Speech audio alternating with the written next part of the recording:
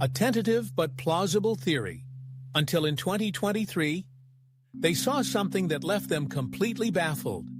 These explosions are called luminous, fast blue optical transients, and there's simply nothing else like them out there.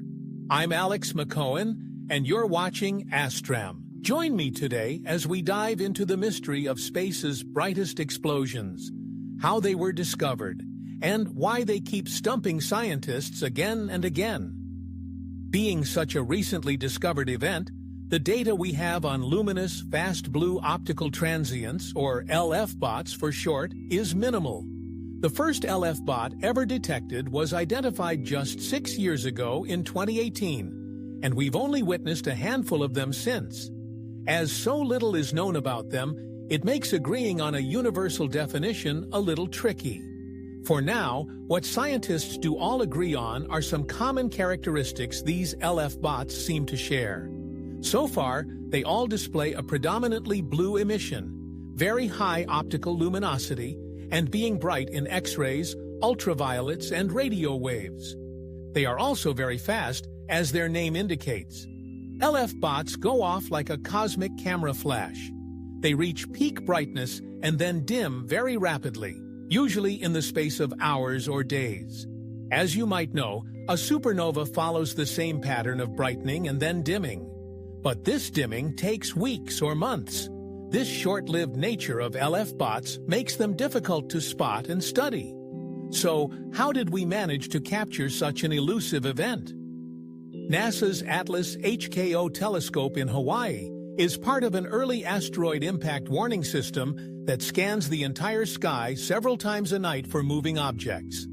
On the 16th of June 2018, Atlas HKO was performing its routine scan when it captured something very unusual, a flash 100 times brighter than a regular supernova that disappeared within days.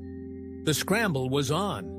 Scientists immediately started analyzing the data to understand what they'd seen. They pinpointed the explosion as coming from the Hercules constellation, some 180 million light-years away.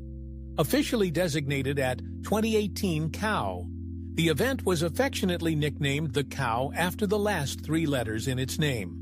Once located, it was quickly classified as a Type 1b supernova. This kind of supernova, also known as a core collapse explosion, is formed when massive stars collapse under their own gravity.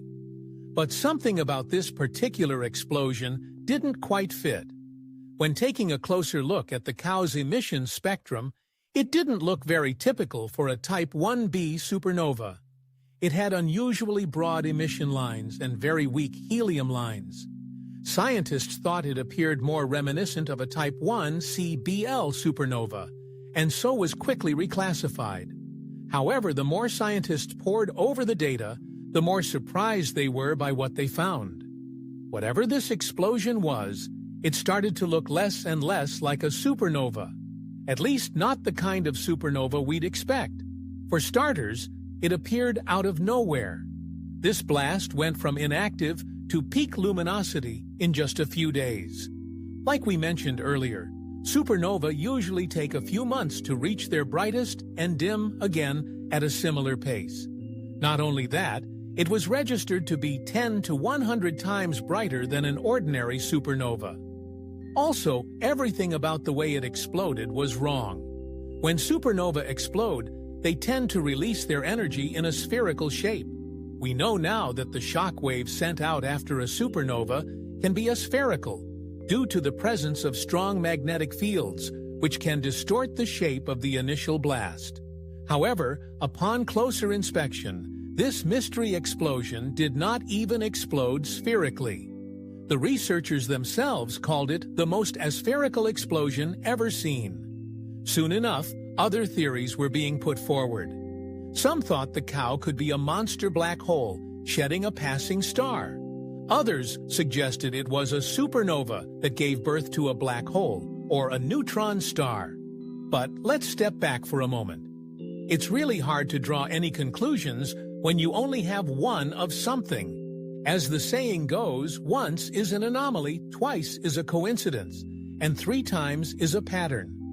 What researchers really needed was a bigger sample size, more instances of this kind of explosion, so they could compare observations and deduce any patterns that might arise. Luckily, it didn't take long for scientists to get their eyes on a second similar explosion. A few months later, in September 2018, the cosmic camera flashed again and again for a third time in 2020. Keeping in the tradition of pulling animal nicknames from the last three letters of their official names, we had the beginnings of our LF-bot Zodiac. The cow was joined by the koala and the camel. And just like that, they had data on 3 separate LF-bot events. They could start hunting for patterns. When analyzing the cow, koala, and camel, one of the first things that stood out to researchers was the location of these events. Even though they all happened in different parts of the universe, each blast was registered as coming from inside the spiral arm of a galaxy. At first, this information emboldened the initial theory that LF-bots were just a type of core collapse supernova. Let me explain why. The kind of star that causes a core collapse supernova is a massive star, one of the biggest types of stars you can get. And as you know, the bigger the star, the shorter its lifespan. This means that these stars don't get the chance to travel very far before they die. It would make sense then that their supernova occur very close to the star cluster where they were born. And what part of the galaxy is known for having such clusters? Yep, the spiral arms, the exact place we saw all 3 LF-bots. But just as researchers seemed to be making progress, something happened that caught them completely off guard again. Like the Atlas HKO in Hawaii, the Tuiki Transient Facility is a very wide-angle ground-based camera that scans the whole northern sky every 2 days. In 2022, it detected another similar explosion, except after